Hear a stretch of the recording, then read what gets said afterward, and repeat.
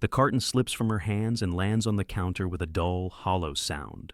It isn't loud, but it's enough to turn heads. The girl freezes, staring at the glowing number on the register, as if it might change if she waits long enough. Her arms tighten around the baby pressed to her chest. The baby lets out a small cry, then settles, cheek resting against her shoulder. The girl breathes out slowly, steadying herself. The cashier rubs his forehead and sighs, already tired of the moment. He reaches for the carton. "You need money," he says flatly. "I can't give this to you." The girl swallows and nods, her lips trembling for just a second before she speaks. "I will pay," she says quietly. Her voice is small, but it doesn't shake. "I'll pay when I grow up." The store changes after those words. A woman near the freezer stops pretending to read labels. Someone behind them shifts their weight, uncomfortable. The cashier lets out a short laugh, not cruel, just careless. "That's not how life works," he says, sliding the milk away. The girl doesn't argue. She doesn't cry. She just lowers her eyes, nods again, and gently adjusts the baby's blanket. Her shoes are too big. Her jacket is too thin for the cold outside. Dirt clings to her sleeves, to her hands, to the edges of her hair. She reaches for the milk once more, slow and careful, like it belongs to her. The cashier pulls it farther back. "No." That's when the man looks up. He's standing near the magazines, flipping pages without reading them. He didn't plan to notice. He rarely does. He spent a lifetime learning how to pass by moments like this without stopping. But something about the girl's face holds him still. It isn't fear, it's resignation, the kind that shouldn't live in a child's eyes. The girl turns toward the door, already accepting defeat. "Wait," the man says. The word is calm, but it fills the space. He steps forward, placing his wallet on the counter. "I'll pay," he says. "Add formula, diapers too." The cashier blinks, then starts scanning. No one speaks. Outside, the air bites. The man hands her the bag. She looks up at him. Really looks.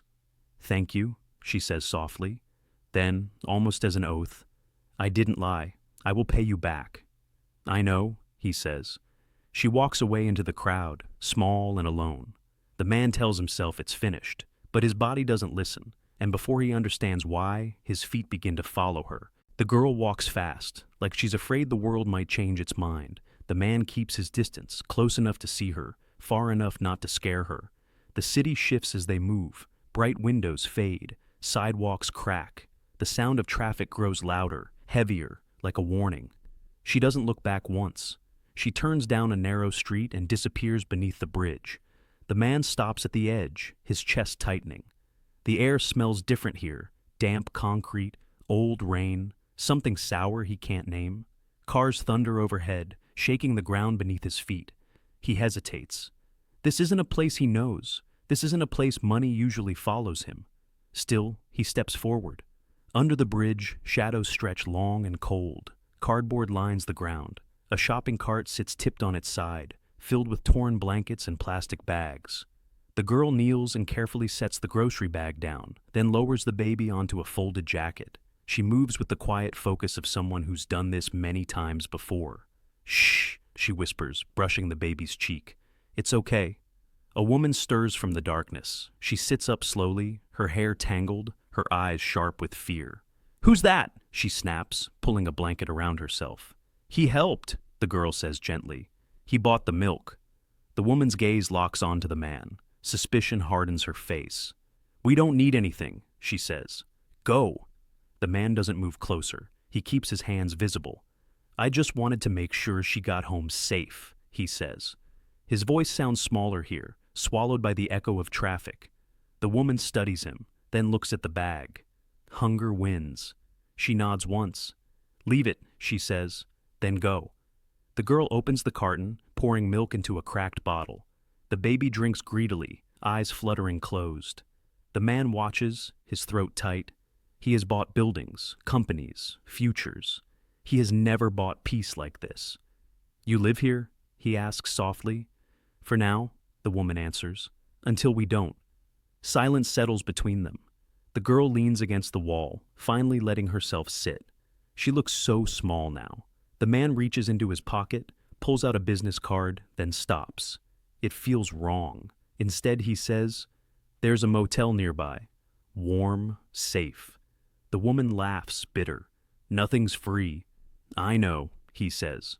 "Just a night." The girl looks up, hope flickering before she can hide it. The man realizes something then. Standing under the bridge, surrounded by everything he's never seen, he feels helpless. And that frightens him more than poverty ever could. Morning light slips under the bridge in thin, pale lines. The man returns with warm bread, clean clothes, and a quiet certainty that today will be different. His footsteps echo as he approaches the spot. Then he stops. It's empty. The cardboard is gone. The blankets are folded, stacked neatly to one side, like they were put away on purpose. The shopping cart is missing. No voices, no crying baby. Just bare concrete and the sound of cars rushing above, indifferent and loud. His chest tightens. He stands there longer than he should, staring at the space where a family existed just hours ago. He searches. He drives slowly through the streets, past shelters and soup kitchens, asking questions that earn tired shakes of the head. A girl with a baby? Maybe. This morning? No. He checks alleyways, parks, corners where people don't look twice. The city feels endless now, like it's swallowing them on purpose. Back under the bridge, he notices something he missed before, a piece of paper wedged between two rocks. He kneels and pulls it free. It's a drawing, crude lines in pencil, a small girl, a baby, a tall man beside them. Above their heads, a word written carefully, like it matters. Home. His breath catches. He folds the paper and slips it into his pocket, close to his heart. Days pass. He keeps looking. Not with urgency now, but with patience. He learns where people go when they don't want to be found. He listens more than he speaks. And one evening, outside a shelter near the freeway, he sees her. The girl. She's thinner, tired, but when she sees him, she stops. Just stands there, unsure. The baby is asleep against her chest. The woman stands behind her, guarded, eyes full of the same fear as before. "You followed us," the woman says. "No," he replies softly. "I waited." They stand in silence. The traffic hums. The girl steps forward and pulls the drawing from her pocket.